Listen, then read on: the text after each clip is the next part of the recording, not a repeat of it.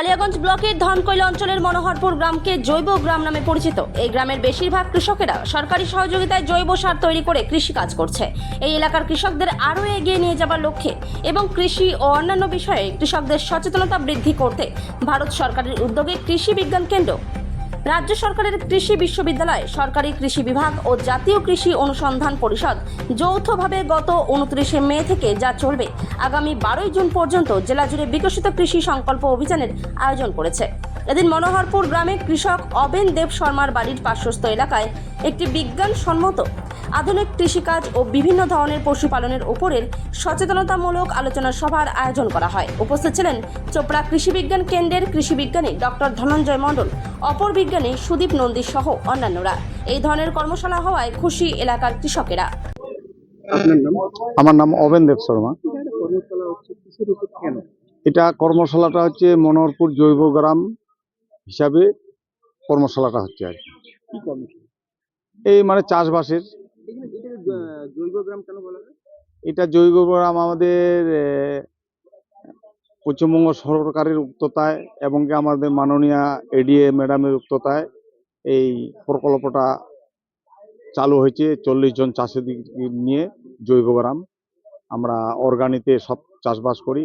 তার সাথে আমাদের কেন্দ্রীয় সরকারেরও ইয়ে থেকে একটু সহযোগিতা করে, এই দুটাই মিলে আমাদেরকে সহযোগিতা করে।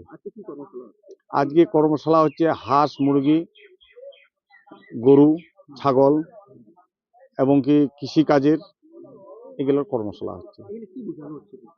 কৃষকদেরকে বোঝানো হচ্ছে, বলছে আমাদের কিষাণ ক্রেডিট কার্ড হয়েছে কিনা হয়েছে, এবং কৃষক বন্ধু হয়েছে কিনা হয়েছে, কৃষক সম্মান নিধি হয়েছে কিনা হয়েছে, এগুলা আমাদেরকে জানিয়ে দিচ্ছে এবং বুঝিয়ে দিচ্ছে কোথায় গেলে আমরা পাবো, কোথায় গেলে এগুলো করতে পারবো। এইসব না, এই কর্মশালাতে আমাদের খুবই সুবিধা। অনেকগুলো জিনিস জানতে পারছি, বুঝতে পারছি। গরুর অসুখ হলে কি হবে, কি করতে হবে, কোথায় যেতে হবে, হ্যাঁ ভেটেরিনারিতে যেতে হবে, এগুলো জানাই দিচ্ছি। কৃষিকাজের ক্ষেত্রে মানে আমরা কি করে নিজে ওষুধপত্র তৈরি করব, কিভাবে ভিটামিন তৈরি করব, কিভাবে বীজ তৈরি করব, এগুলা জানতে পারলাম, বুঝতে পারলাম। আপনার নাম অবগত? নমস্কার, আমি ডক্টর ধনঞ্জয় মণ্ডল। আমি বিষয়বস্তু বিশেষজ্ঞ, উত্তর দিনাজপুর কৃষি বিজ্ঞান কেন্দ্র, শস্য সুরক্ষা বিভাগ। মনোহরপুর গ্রাম জৈব গ্রাম নামে সেখানে দাঁড়িয়ে আজকে আপনাদের চোপড়া বিজ্ঞান কেন্দ্রের উদ্যোগে একটা বিশেষ সচেতনতা তৈরি হয়। কি কি বিষয়ের উপর কি আলোচনা হলো? এই কালিয়াগঞ্জের মনোহরপুর গ্রাম আগেই জৈব কৃষি গ্রামের উপমা পেয়েছে। তা সত্ত্বেও আমাদের এই গ্রামে আমরা কৃষি বিজ্ঞান কেন্দ্র থেকে বিগত 3-4 বছর যেমন বিভিন্ন প্রোগ্রাম আমরা করছি, তার সাথে সাথে আমরা আজকে যেমন সকালে আমরা ভেলায় একটা প্রোগ্রাম করে এলাম, এবং এখানে আমরা বিকশিত কৃষি সংকল্প অভিযান নামে যে ভারত সরকারের উদ্যোগে গত 29 মে থেকে 12 জুন পর্যন্ত যে প্রোগ্রাম নেওয়া হয়েছে, সেই নিয়ে আমরা বিভিন্ন জায়গায় এই ধরনের প্রোগ্রাম করছি। এই প্রোগ্রামের ক্ষেত্রে আমরা মেনলি জোর দিচ্ছি যে একদিকে যেমন প্রযুক্তির প্রসার ঘটানো, উল্টো দিকে বিভিন্ন যে সরকারি সুযোগ সুবিধাগুলো রয়েছে, যেগুলো এখনো কৃষকরা পাচ্ছেন না বা তারা জানেন না, তারা বঞ্চিত হচ্ছেন, সেই সুযোগ সুবিধা যেমন PM কিষাণ, প্রধানমন্ত্রী ফসল বীমা যোজনা, তারপরে Kisan credit card, soil health card, RKVY, PM Kusum, এই ধরনের যে আরো প্রচুর প্রোগ্রাম রয়েছে, আরিয়া, ন্যাচারাল ফার্মিং, সেগুলো নিয়ে কিন্তু আমরা প্রচার বা প্রসার ঘটাচ্ছি, এবং তাদের যাতে করে ম্যাক্সিমাম কৃষকরা যেখানে আসেন তার আমরা চেষ্টা করে যাচ্ছি। পশুপালন পাশাপাশি কৃষি বিষয়ে আলোচনা হলো। পশুপালনের ক্ষেত্রে কি আলোচনা করা হলো এবং কৃষির ক্ষেত্রে কি? এখানে পশুপালনের ক্ষেত্রে যেমন একদিকে যেমন ধরুন ভ্যাকসিনেশনের ব্যাপারে আলোচনা করা হয়েছে, উল্টো দিকে পশুদের কিভাবে মানে তাদের হিট কি করে আনা যাবে বা তারা কি করে প্রেগনেন্ট হবে তার ব্যবস্থা করা হয়েছে, উল্টো দিকে কিভাবে তাদের খাদ্যের কিভাবে তাদের দেওয়া হবে এবং খাদ্যের নিউট্রিয়েন্ট ম্যানেজমেন্ট কি করে করা হবে বা বেশি করে দুধ কি করে পাওয়া যাবে তার নিয়ে আলোচনা করা হয়েছে।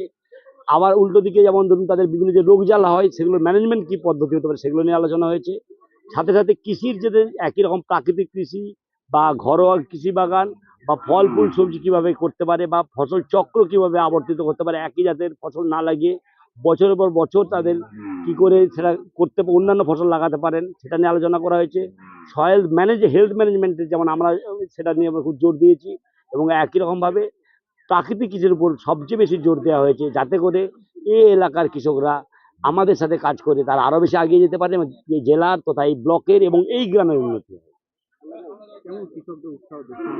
এখানে আপনারা নিশ্চয়ই আছেন এবং দেখতে পাচ্ছেন যে কৃষকরা আজকে সবচেয়ে বেশি যেমন একদিকে পুরুষ কৃষকরাও রয়েছেন, মহিলা কৃষকরাও রয়েছেন, তারা কিন্তু দল বেঁধে এসছেন এবং তারা এসে বসে আছেন এবং তারা আগ্রহ করে আমাদের শুনছেন এবং আমরা এখনো পর্যন্ত তারা বসে রয়েছেন এবং তাদের ইন্টারাকশন যে পর্ব সেটা আমাদের আবার শুরু হবে, সেটা নিয়ে যে বিভিন্ন যে আলোচনা এবং তারা যদি সত্যিই তারা যদি উপকৃত হন সবচেয়ে ভালো খুশি বা আমরা হব এবং তার সাথে সমাজ উপকৃত হবে।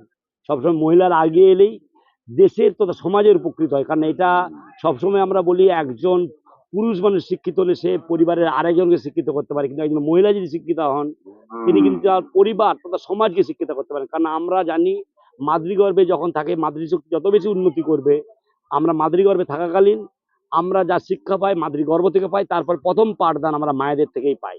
সেই জন্য মাতৃশক্তি যত বেশি উন্নতি করতে পারবে তত বেশি দেশের তথা রাজ্যের তথা সমাজের তথা এলাকার উন্নতিটা বাড়বে, এইটুকু আমরা আশা করছি।